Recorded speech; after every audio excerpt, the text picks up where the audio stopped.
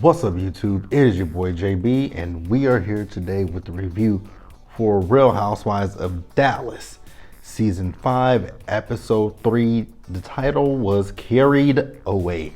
So you guys, without further ado, let's get into the episode review, shall we?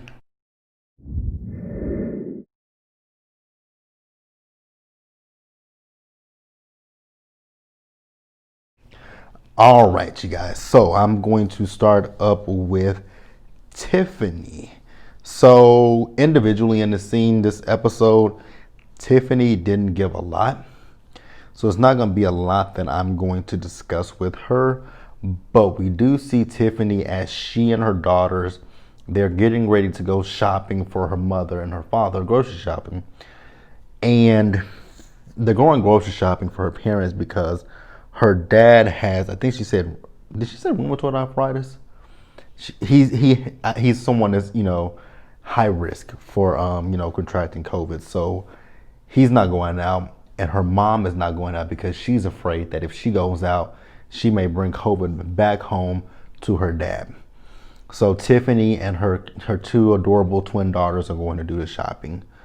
So we see them shopping. Like I said, it really just wasn't much. We did see her when she took the food to her mom. Her mom had a gift for the girls. Her mom was talking about how she loves Chick-fil-A's chicken nuggets. And then also Tiffany let us know that some of her TikTok videos that she does are inspired by her mom and her culture. And that's really pretty much all we got in this episode for Tiffany. Let's move on.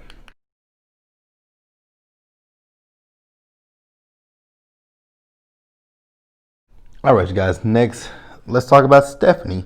Like I said, you guys, this episode, it wasn't much for the girls in individual scenes. It's kind of like a filler episode. But next up, let's talk about Steph.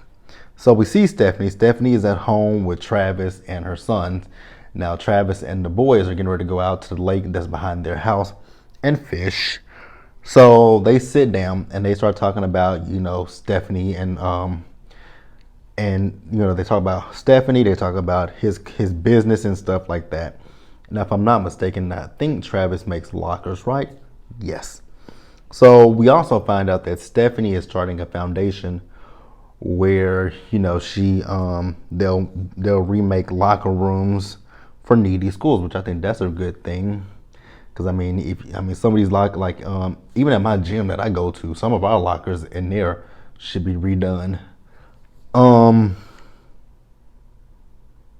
do like that Steph is stepping out on her own and trying to do something, even though it's still dealing with Travis's business. I do like that she's trying to be independent of her, get back to who she was, because that's one thing she was talking about. Because he was talking about how she just spends the money, he makes the money, but she just spends the money. And she was telling Travis that she doesn't feel that he's very supportive of her, and that she feels like Travis devalues her. Honestly, Stephanie, I do agree with you. If you guys just go back to season 1 of Real Housewives of Dallas, when he would give her those to-do lists, he doesn't, I'm not going to say Travis doesn't see a lot of value in Stephanie. I just think he kind of diminishes her at times. That's just what I'm seeing from the show. But, yeah, let's move on. I don't know how long this video is going to be. I really don't. Let's move on, though.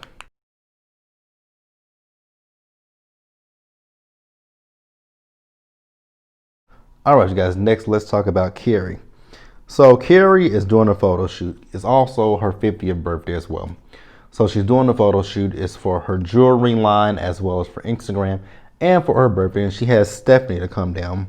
So Steph does stop by. And the one thing that I will say is that Kary'd did look good in her photos, and she looks great for someone to be 50 years old. So she definitely looks great. So Stephanie and Kary'd, they sit down and have a conversation with each other. And, Stephanie is talking about the situation, which, with her and Travis, how she wants to do, now that her sons are getting older and they're in school school all day, she wants to do more.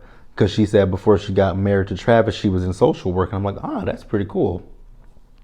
So she also told Kary'd about her foundation. And like I said before, Kary'd is getting ready to turn 50. So Carrie just talking about, what it's like feeling, being in her 50s. Um, she's also talking about the fact that, 50, her being in her 50s, it's almost like, when she was a teen, it feels like, being a teenager, because when she was younger, she said she wasn't able to really experience, being a teenager or, someone in her early 20s, because she had to deal with her mom who was an alcoholic, which that's terrible, that, her mom was an alcoholic, and that, Carrie had to take care of her mom. That is really fucked up. And the fact that, she didn't really get to live her life, and then she had her kids, and so her life became about her kids. So, damn. So, I mean, Carrie, hey, go ahead and live up your life. Live it up, live it up, live it up. Have fun. Not too much fun, but have fun. Yeah, I just don't know how long this is not going to be a long video, because the more I look at these notes, I feel like it was a filler episode. But let's move on, you guys.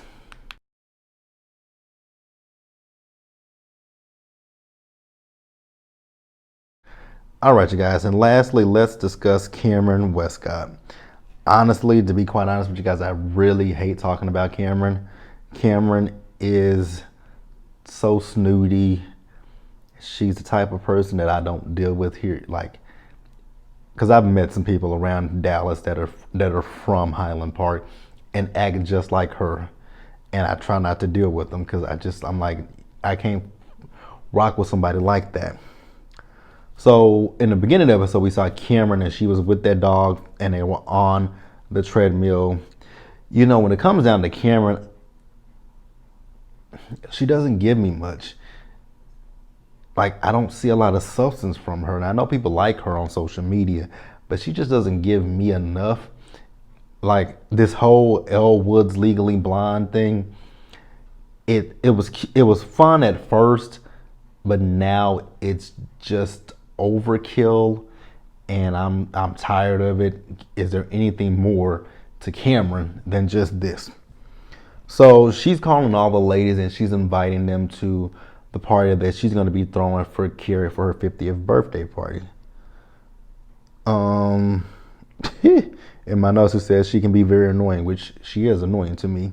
So then we do see her, and she's with her party planners later in the episode, and they are planning out the party, because initially, before COVID, Carrie wanted to spend her birthday in San Tropez. I think that's what she said. I don't listen to Cameron too much, but she wants to have this party, so they're planning it. So we see we see the day of the party, and the party is actually being held at Cameron's father-in-law's house instead of her house, because her house is on the market to be sold, and she doesn't want it to look like a frat house, there to be red wine or anything on the floor. So I understand that part. So now here's my thing with Cameron. She's talking about the fact that Brandy went to Florida, which is a hot spot. It was a hot spot then. It's a hot spot now. But Texas is a hot spot as well, and more specifically, Dallas is a hot spot. Like, on the news, they talk about how many cases we have a day. Like, at one point, we surpassed 1 million cases. So I don't know how she can judge Florida and not and look at us and say we're better than Florida. We're not. We've been open since, how long has Texas? Texas has been open since what? I think Texas officially opened itself back up in March or April. Nope. Texas opened back up in April. It's between April and May when Texas opened back up. And the phases, because like the bars and restaurants, they opened up. When did the bars and restaurants open up? I want to say the bars and restaurants opened up over the summer or fall. I can't remember. But yeah, Texas has been open since at least April or May. But she's judging. I'm like, I don't get how you can judge when, like I said, Texas has been wide open for a minute now. But okay, if you say so. So then her friend Jennifer shows up, or Jen, we'll call her Jen. And Jen is talking about how she had a good time at Dim Sum. Cameron is like, she didn't have a good time. Tiffany was so pushy. I will give her that. Yes, Tiffany was pushy, but Tiffany wasn't forcing you to eat that fucking chicken foot. Tiffany was wanting you to open up and experience her culture. She was trying to enlighten you. Cameron, again, like I said, she just really irks my nerves. So, all the ladies show up to the party. We see Brandy and Stephanie riding together.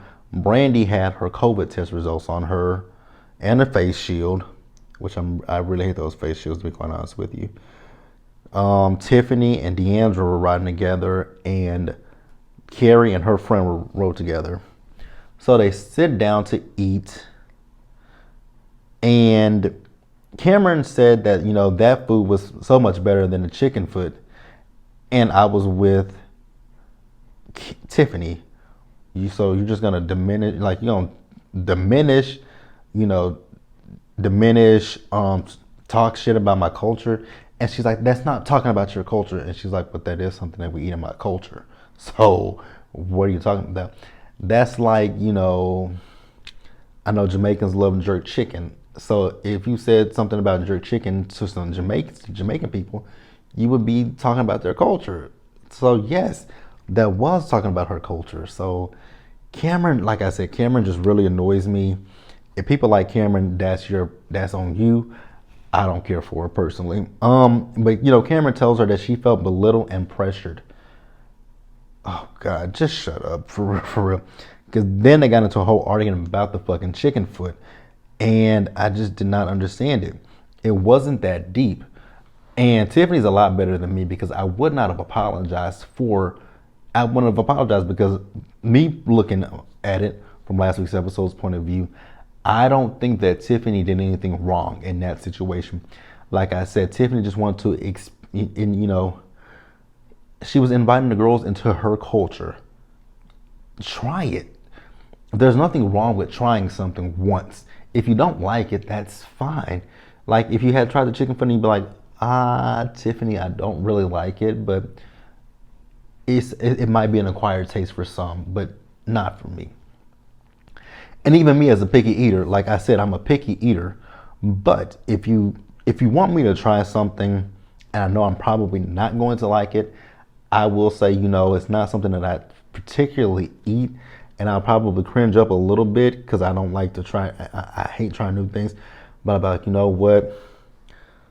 For you, I'll try it. Again, it's not something that I necessarily like to eat. I have my certain foods that I eat, but I'll definitely try it. So hand it over.